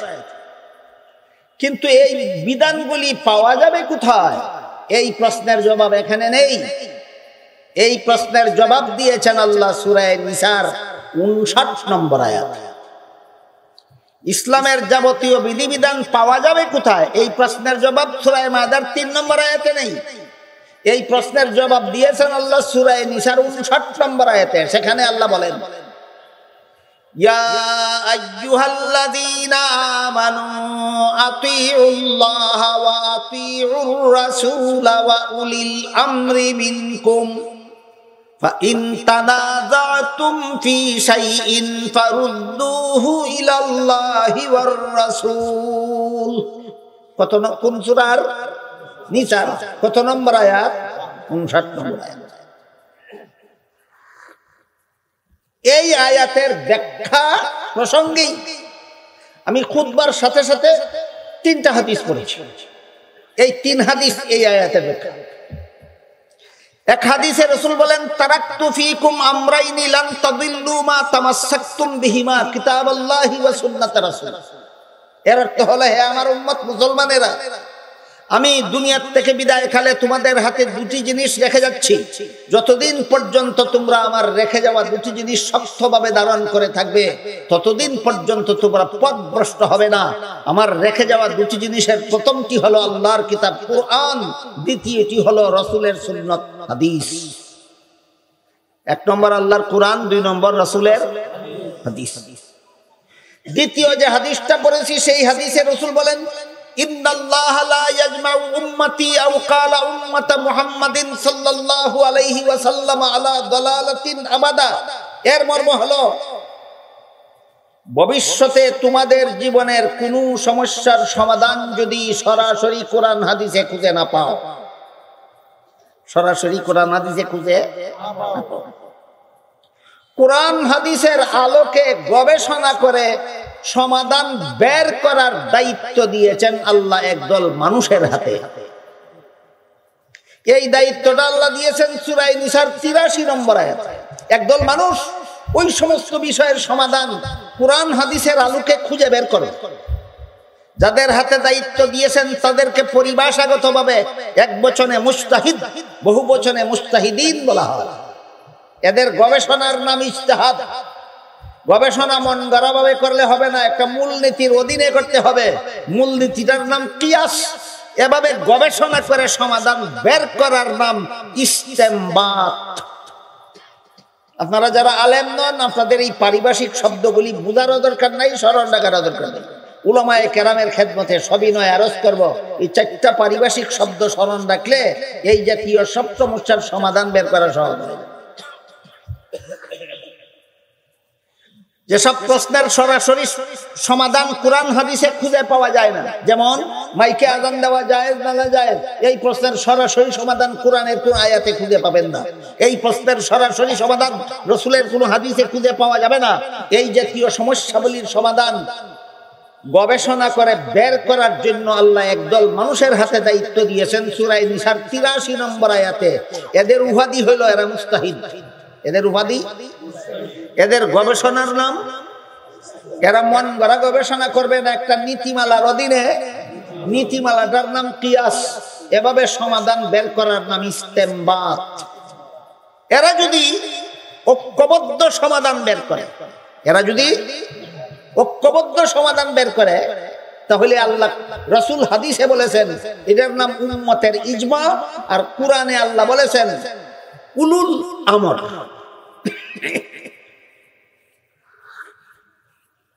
এই ব্যাপারে হাদিস শরীফে রাসূল বলেন, যেই বিষয়ে সরাসরি সমাধান কোরআন হাদিসে খুঁজে পাওয়া যায় না, এই বিষয়ের সমাধান বের করার জন্য আল্লাহ যেসব মুস্তাহিদদের হাতে দায়িত্ব দিয়েছেন, তারা যদি ঐক্যবদ্ধ সমাধান বের করেন, তাহলে তাদের বের করা সমাধানটা কোরআন হাদিসে সরাসরি না থাকলেও মুস্তাহিদগণের ঐক্যবদ্ধ সমাধানটাই আল্লাহর দৃষ্টিতে শতকরা ১০০ নির্ভুল ইসলামী বিধান গণ্য হবে।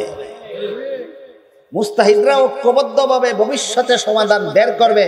আল্লাহর রাসূল অগ্রিম সমর্থন দিয়ে বলে গেছেন, বের করবা তোমরা ভবিষ্যতে, আমি অগ্রিম বলে দিলাম তোমাদের বের করা সমাধানটাই আল্লাহর দৃষ্টিতে শতকরা ১০০ নির্ভুল ইসলামী বিধান বলে গণ্য হবে। এই মুস্তাহিদদের ঐক্যবদ্ধতাকে সূরা নিসার ৭৯-৫৯ নম্বর আয়াতে উলুল আমর বলা হয়েছে। রাসূলের হাদিসের ভাষায় উম্মতের ইজমা বলা হয়েছে। এই উম্মতের ইজমার ৩টা স্তর আছে। একটা সাহাবায়ে কেরামের ইজমা, একটা মুস্তাহিদ ইমামগণের ইজমা, একটা যুগ শ্রেষ্ঠ আলেমগণের ইজমা। আপনারা যারা আলেম নন, আপনাদের মনে রাখা জরুরি না, যেটুকু বুঝেন, যেটুকু মনে রাখেন, এটি যথেষ্ট। কিন্তু উলামায়ে কেরামের খেদমতে সবিনয় করজোরে আবেদন করব, মেহেরবানি করে ইজমার ৩টা স্তরের কথা স্মরণ রাখুন, অনেক সমস্যার সমাধান বের হয়ে যাবে। ইজমার ৩টা স্তর, একটা সাহাবাদের ইজমা, একটা মুস্তাহিদ ইমামগণের ইজমা, একটা যুগশ্রেষ্ঠ মুফতিগণের ইজমা। ৩টা ইজমার ৩টা বৈশিষ্ট্য আছে। সাহাবাদের ঐক্যবদ্ধ সমাধান বের করলে পরে কোনো মযহাবের ইমামের অধিকার থাকে না সেই ব্যাপারে ভিন্ন মত পোষণ করার। মযহাবের ইমামগণ ঐক্যবদ্ধ সিদ্ধান্ত দিলে দুনিয়ার কোনো আলেমের অধিকার থাকে না ভিন্ন মত পোষণ করার। যুগশ্রেষ্ঠ মুফতিগণ ঐক্যবদ্ধ সিদ্ধান্ত দিলে কোনো আলেম ছাড়া অন্য কোনো লোকের অধিকার থাকে না মন্তব্য করার। এবার তিনটা ইজমার তিনটা উদাহরণ দিচ্ছি শুনুন। রাসূলের ইন্তেকালের পর রাসূলের প্রথম খলিফা কে হবেন, এটা একটা প্রশ্ন। কোরআনের কোন আয়াতে এর কোনো উত্তর নেই, রাসূলের কোন হাদিসেও সুস্পষ্টভাবে উল্লেখ নাই যে আমার পরে আবু বকর হবে আমার প্রথম খলিফা, এমন কথা নাই। কাজেই কোরআনে পাওয়া গেল না প্রশ্নের জবাব, হাদিসে পাওয়া গেল না প্রশ্নের জবাব। কি করতে হবে? বলতে হবে কোরআন হাদিসে সব সমস্যার সমাধান নাই, নাকি আরেক পথ আছে মুস্তাহিদগণের ইজতিহাদ, সাহাবায়ে কেরাম ইজতিহাদে বসলেন। সমস্ত সাহাবাগণ সহিহ বুখারী শরীফের বর্ণিত একটি হাদিসের আলোকে গবেষণা করে সিদ্ধান্ত দিলেন একমাত্র আবু বকর সিদ্দিক রাদিয়াল্লাহু আনহু রাসূলের প্রথম খলিফা হওয়ার যোগ্য। আবু বকর রাসূলের প্রথম খলিফা হওয়ার যোগ্য, এই কথাটা কোরআনে ছিল, হাদিসে ছিল। এই ইসলামের বিধানটা পেলাম কোথায়? সাহাবাদের ইজমায়। বিধানটা পেলাম কোথায়? সাহাবাদের ইজমায়। সাহাবাদের ইজমার বৈশিষ্ট্য হলো কোন মযহাবের ইমামেরও অধিকার নাই দ্বিমত পোষণ করা। আবু বকর রাসূলের প্রথম যোগ্য খলিফা, সাহাবাদের ঐক্যমতে সিদ্ধান্ত হয়েছে। ইমাম আবু হানিফার দ্বিমত নাই, ইমাম শাফিঈর দ্বিমত নাই, ইমাম মালিকের দ্বিমত নাই, ইমাম আহমদ বিন হাম্বলের দ্বিমত নাই। বলতে পারবেন কেন? দ্বিমত করার অধিকার নাই, সাহাবাদের ঐক্যবদ্ধ হয়ে গেছে। সাহাবাদের ঐক্যবদ্ধ সিদ্ধান্ত। আবু হানিফার অধিকার নাই ভিন্ন মত পোষণ করা, শাফিঈর অধিকার নাই ভিন্ন মত পোষণ করা, ইমাম মালিকের অধিকার নাই ভিন্ন মত পোষণ করা, ইমাম আহমদ বিন হাম্বলের অধিকার নাই ভিন্ন মত পোষণ করা। গেল সাহাবাদের ইজমার উদাহরণ। এবার মুস্তাহিদ ইমামগণের ইজমার একটা উদাহরণ শুনুন। মুস্তাহিদ ইমামগণ ঐক্যবদ্ধ সিদ্ধান্ত দিয়েছেন তারাবির নামাজ 20 রাকাতের কম নয়। এটা কার ইজমা? মুস্তাহিদ ইমামগণের ইজমা, যেই ব্যাপারে দুনিয়ার কোন আলেমের দ্বিমত করার অধিকার থাকে না। যেই ব্যাপারে দুনিয়ার কোন আলেমের দ্বিমত করার অধিকার থাকে না। কলির যুগে একদল জাহেলে দ্বিমত করে, যেই ব্যাপারে আলেমের দ্বিমত করার অধিকার নাই সেখানে জাহেলরা নাক গলায়। বর্তমানে কয়েক বছর যাবৎ দেখা যাচ্ছে আমাদের সমাজে একদল উগ্রপন্থী জাহেলদের আবির্ভাব হয়েছে, যারা বলে তারাবির নামাজ 20 রাকাত নয় 8 রাকাত। জিজ্ঞাসা করেন পাইলা কোথায়? সহিহ বুখারী শরীফ। হাতে উঠাইয়া দেন সহিহ বুখারী, দেখাও কোন হাদিসে আছে। বলে আমি পড়তে জানি না। কতটা বড় শিক্ষিত, যে কিতাবের রেফারেন্স দিল সেই কিতাব পড়তে জানে না। জিজ্ঞাসা করুন পড়তে জানাস তাহলে রেফারেন্স দিলে কেন? বলে বাংলা বুখারীতে পাইছে। কতটা বড় পণ্ডিত, চিন্তা করে দেখেন, সে মূল কিতাব পড়তে জানে না, অনুবাদে পাইছে। এবার বলুন অনুবাদ গ্রন্থেই দেখাও কোথায় পাইলা তারাবির নামাজ 8 রাকাত। তো হাদিস পরে শোনায়, নবীর বিবি, বুখারী শরীফের হাদিসে উল্লেখ আছে, নবীর বিবি আয়েশা বলেছেন রাসূল করিম সাল্লাল্লাহু আলাইহি ওয়াসাল্লাম এশার পর থেকে ফজর পর্যন্ত গভীর রাতে যে নামাজগুলি পড়তেন এগুলির 2 নাম আছে। 11 মাস যে নামাজগুলি পড়তেন এগুলিকে রাতের নামাজ বলা, সালাতুল কিয়ামুল লাইল বলা হয়। আর রমজান মাসে যে নামাজগুলি পড়তেন এগুলিকে কিয়ামে রমজান বলা হয়। এই পরিভাষা জাহেলরা বুঝে না, আপনাদের বুঝার তেমন একটা দরকার নাই। আমি যেটা বলতেছি সেটা শুনুন। আল্লাহ রাসূল এশার পর থেকে ফজরের পূর্ব পর্যন্ত গভীর রাতে যে নামাজগুলি পড়তেন এগুলিকে হাদিসের ভাষায় রাতের নামাজ বলা হয়।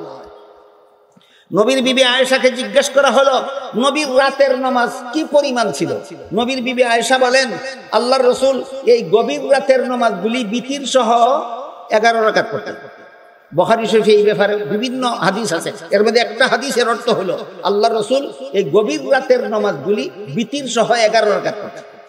এবার বলুন, যে 11 রাকাত নামাজ রাসূল পড়তেন, এই 11 রাকাত থেকে 8 রাকাত আলাদা করলে বিতিরের ভাগে কত রাকাত থাকে? তোমরা যারা বলো তারাবি 8 রাকাত, তোমরাই তো কও বিতির 1 রাকাত। তোমার হাদিসে কয় বিতির 1 রাকাত নয়, বিতির 3 রাকাত। 8 রাকাত তারাবি 8 রাকাত প্রমাণ করার জন্য যেই হাদিস খুলে দেখাইলা, এই হাদিসের দ্বারা খেচু করতে গিয়ে সব বের হয়ে গেল। তারাবি 8 রাকাত প্রমাণ হওয়ার আগেই বিতির 3 রাকাত প্রমাণ হয়ে গেল। সুতরাং বিতির 1 রাকাত বলে যে তোমরা চেঁচামেচি করো, এটা ফালতু চেঁচামেচি সাব্যস্ত। এবার আসুন, বিতিরের জন্য 3 রাকাত বাদ দিলে বাকি 8 রাকাত, এই 8 রাকাতের ব্যাপার সেবার যে হাদিসে নবীর বিবি আয়েশা বলেন এই বিতির ছাড়া 8 রাকাত নামাজ রাসূল পড়তেন, এই হাদিসে সুস্পষ্ট ভাষায় উল্লেখ আছে এই 8 রাকাত নামাজ রাসূল 12 মাসেই পড়তেন। কোন মাসে? এবার আপনারা বলুন যে 8 রাকাত নামাজ রাসূল 12 মাস পড়তেন, এটার নাম তারাবি না তরমাতা? এটা তো তারাবি না, এটা তো তাহাজ্জুদ। বলেন কিসের হাদিস দিয়ে কিসের দলিল দিল? এই ধরনের গণ্ড মূর্খরা আজকাল একদল গণ্ড মূর্খ বলে তারাবির নামাজ 20 রাকাত নয়, তারাবির নামাজ 8 রাকাত। অথচ তারাবির নামাজ 20 রাকাতের কম নয়। এই ব্যাপারে মুস্তাহিদ ইমামগণের ঐক্যবদ্ধ সিদ্ধান্ত হয়েছে। মুস্তাহিদ ইমামগণের ঐক্যবদ্ধ সিদ্ধান্ত হয়েছে যেই ব্যাপারে ভিন্ন মত পোষণ করার কোন আলেম পণ্ডিতেরও অধিকার নাই, সেই ব্যাপারে একদল গণ্ড মূর্খরা ভিন্ন মত পোষণ করে। গেল যুগশ্রেষ্ঠ আলেম কিরাম মুস্তাহিদ ইমামগণের ইজমার উদাহরণ। এবার শুনুন যুগশ্রেষ্ঠ আলেমগণের ইজমার উদাহরণ। বর্তমান দুনিয়ার যুগশ্রেষ্ঠ আলেম মুফতিগণ ঐক্যবদ্ধ সিদ্ধান্ত দিয়েছেন প্রয়োজনে আজানে মাইকের ব্যবহার জায়েজ, প্রয়োজনে একামতে মাইকের ব্যবহার জায়েজ, প্রয়োজন বুদে নামাজের জমাতে মাইকের ব্যবহার জায়েজ। এটা যুগশ্রেষ্ঠ আলেমগণের ইজমা।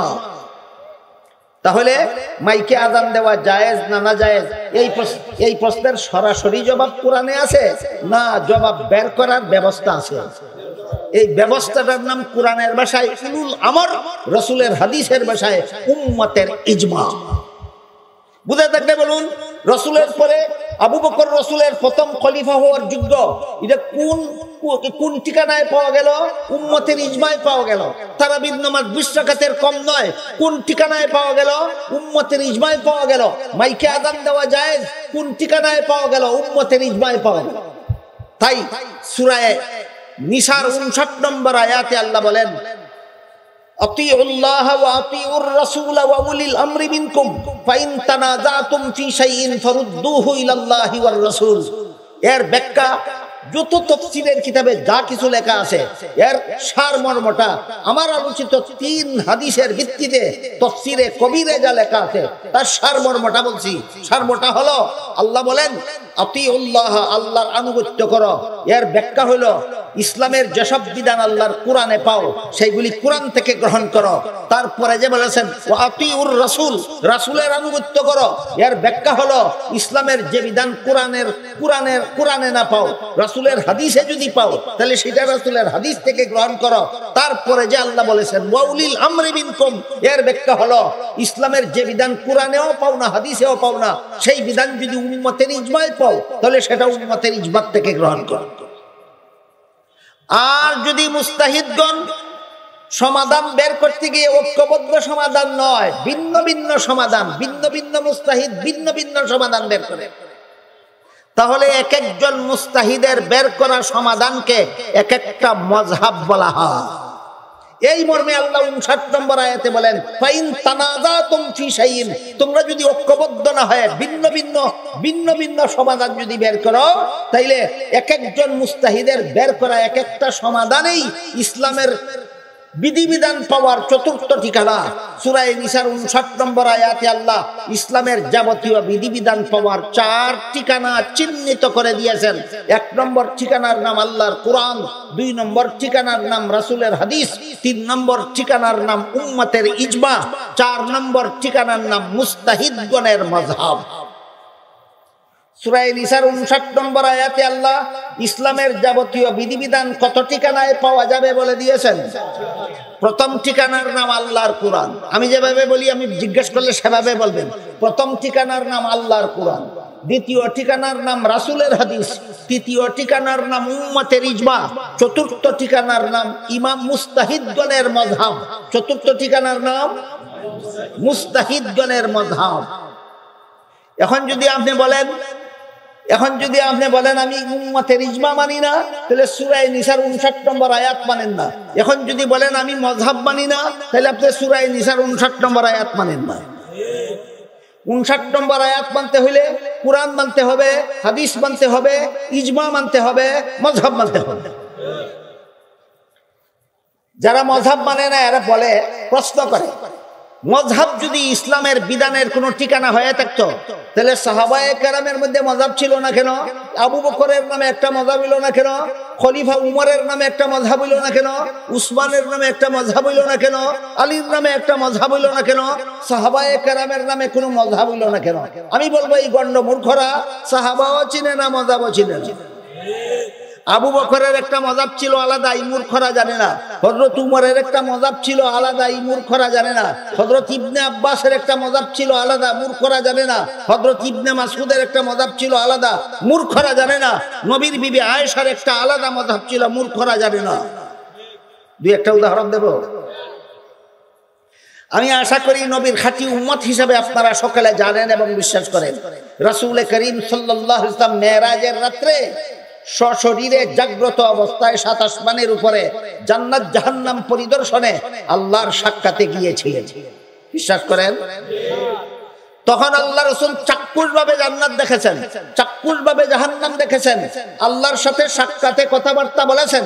কিন্তু আল্লাহকে দেখেছেন কিনা এই প্রশ্নের জবাবটা কুরআন হাদিসে পরিষ্কারভাবে নাই। মেরাজের রাত্রে যখন রাসূল আল্লাহর সাথে কথা বলেছিলেন তখন আল্লাহকে দেখেছেন কিনা, দেখে থাকলে কিভাবে দেখেছেন, এর ব্যাখ্যা কুরআন হাদিসে নাই। এমন সমাধান কিভাবে বের করতে হয়? ইজতিহাদ। এমন সমাধান কিভাবে বের করতে হয়? ইজতিহাদ।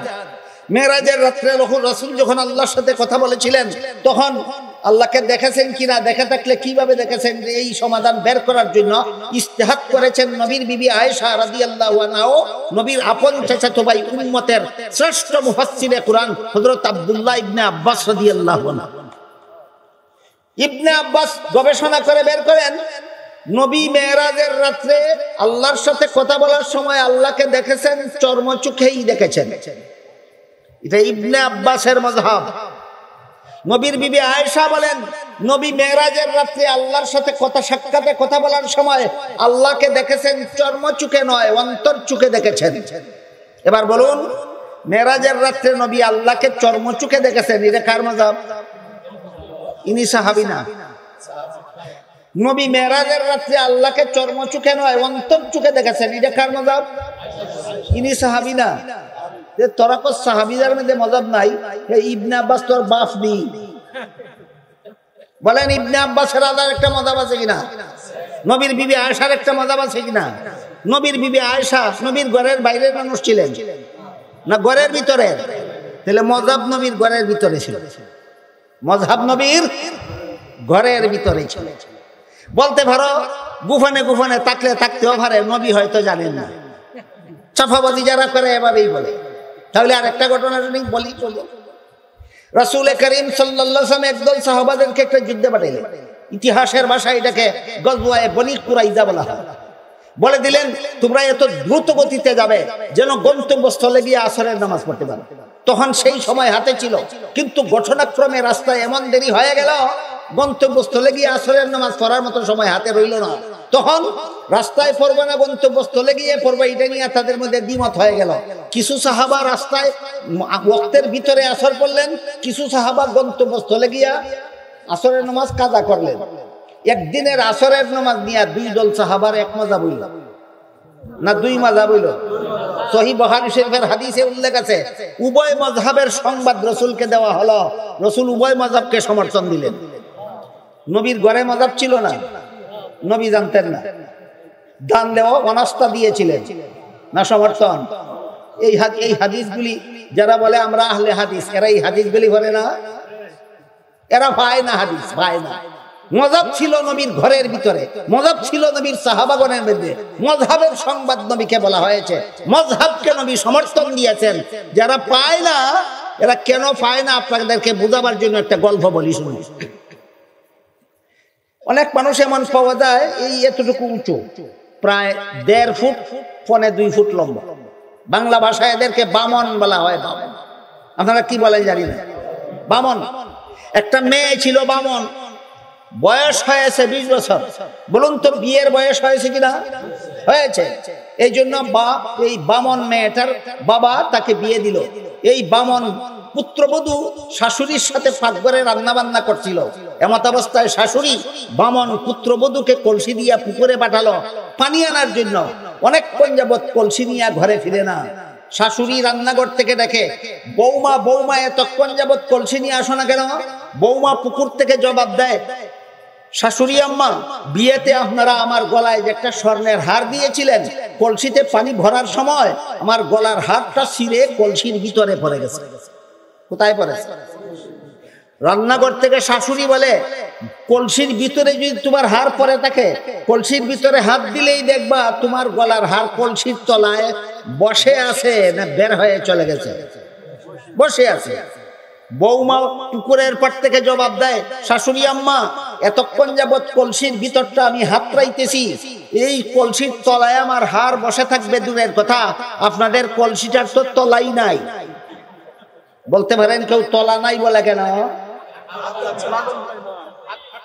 বলেন কলসির তলা নাই না বামনের হাতে নাগাল ভাই না?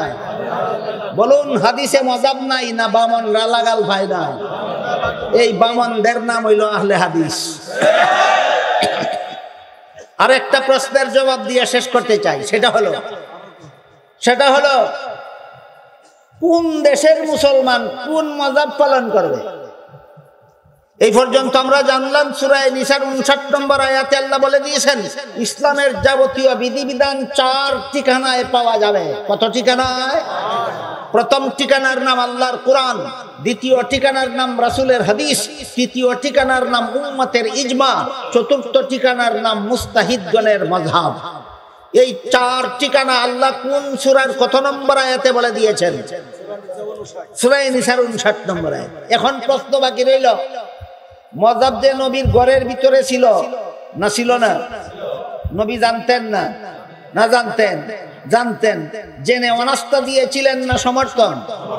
এবার প্রশ্ন বাকি রইল, কোন দেশের মুসলমান কোন মযহাব মতো আমল করবে? এইটাও হাদিসে আছে, কিন্তু বামনে লাগাল ভাই না। কারা লাগাল ভাই না? হাদিসে আছে কোন দেশের মযহাব, কোন দেশের মুসলমান কোন মযহাব পালন করতে হবে।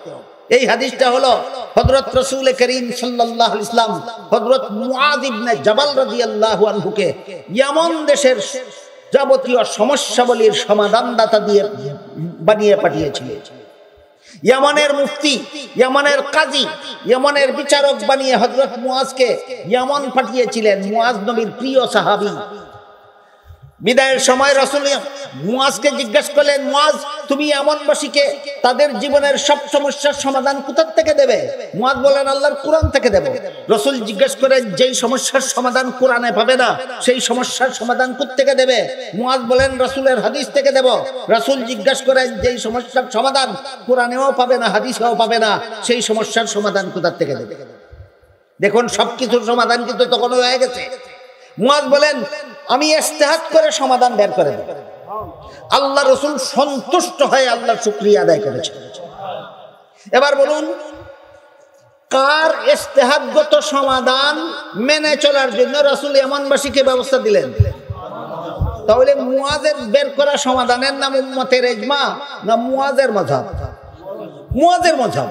মুআযের মাযহাব পালনের ব্যবস্থা করে দিলেন রাসূল ইয়ামানবাসীর জন্য। এর মাধ্যমে শিক্ষা দিলেন, যেই দেশে যেই মাযহাব চালু আছে সেই দেশের মুসলমান তার মাযহাব মতো আমল করবে। এবার বলুন, বাংলাদেশে কার মাযহাব, কোন মাযহাব চালু আছে? ওই মুআয সংক্রান্ত হাদিসের দ্বারা পরিষ্কার হয়ে গেল বাংলাদেশের মুসলমানদের জন্য আল্লাহ রাসূল হাদিসে সিদ্ধান্ত করে দিয়ে গেছেন, তোমাদের দেশে যেহেতু হানাফি মাযহাব চালু আছে, তোমরা যারা আলেম না তোমরা হানাফি মাযহাব মতো কোরআন হাদিস আমল করবে। এই মর্মে আল্লাহ সূরা মায়েদার 3 নম্বর আয়াতে বলেন, আল ইয়াউমা আকমালতু লাকুম দীনাকুম ওয়া আতমামতু আলাইকুম নি'মাতি ওয়া রাদিতু লাকুমুল ইসলাম দীনা। আজকে তোমাদের দ্বীনকে পরিপূর্ণ করে দিলাম। সূরা ফাতিহার 3 নম্বর আয়াতে মালিক ইয়াউমিদ্দিন আয়াতে দ্বীন অর্থ কর্মফল। সূরা আলে ইমরানের 85 নম্বর আয়াতে দ্বীন অর্থ ধর্ম। সূরার 13 নম্বর আয়াতে আকিমুদ্দিন আয়াতে দ্বীন অর্থ ইসলামের বিশুদ্ধ মতবাদ। সূরা মায়েদার 3 নম্বর আয়াতে আল ইয়াউমা আকমালতু লাকুম দীনাকুম আয়াতে দ্বীন অর্থ ইসলামের বিধিবিধান, ইসলামের বিধিবিধান পরিপূর্ণ করে দিলাম। কথাটা বলেছেন সূরা মায়েদার 3 নম্বর আয়াতে। কত ঠিকানায় পাওয়া যাবে? জবাব দিয়েছেন সূরা নিসার 59 নম্বর আয়াতে। এবার বলুন, ইসলামের যাবতীয় বিধিবিধান কিয়ামত পর্যন্ত মানব জীবনের সব সমস্যার সমাধান যে ইসলামের বিধিবিধান পাওয়া যাবে কত ঠিকানায়? প্রথম ঠিকানার নাম আল্লাহর কোরআন, দ্বিতীয় ঠিকানার নাম রাসূলের হাদিস, তৃতীয় ঠিকানার নাম উম্মতের ইজমা, চতুর্থ ঠিকানার নাম মুস্তাহিদগণের মাযহাব। ভুলে যাবেন কোনদিন? কোনদিন ভুলে যাবেন না। এটা শুধু আলেমদের জন্য নয়, সর্বস্তরের মুসলমানদের জন্য স্মরণ রাখতে হবে। সূরা নিসার 59 নম্বর আয়াতে আল্লাহ ইসলামের যাবতীয় বিধিবিধান পাওয়ার 4 ঠিকানা চিহ্নিত করে দিয়েছেন। প্রথম ঠিকানার নাম আল্লাহর কোরআন, প্রথম ঠিকানার নাম, দ্বিতীয় ঠিকানার নাম রাসূলের হাদিস, তৃতীয় ঠিকানার নাম উম্মতের ইজমা, চতুর্থ ঠিকানার নাম মুস্তাহিদগণের মাযহাব। আল্লাহর চিহ্নিত 4 ঠিকানা থেকে ইসলামের যাবতীয় বিধিবিধান গ্রহণ করে আল্লাহ আমাদের সবাইকে পরিপূর্ণ মুসলমান হওয়ার সৌভাগ্য দান করুন। সবাই বলুন আমিন। সুবহান রাব্বিকা রাব্বিল ইজ্জাতি আম্মা ইয়াসিফুন ওয়া সালামুন আলাল মুরসালিন ওয়ালহামদুলিল্লাহি রাব্বিল আলামিন।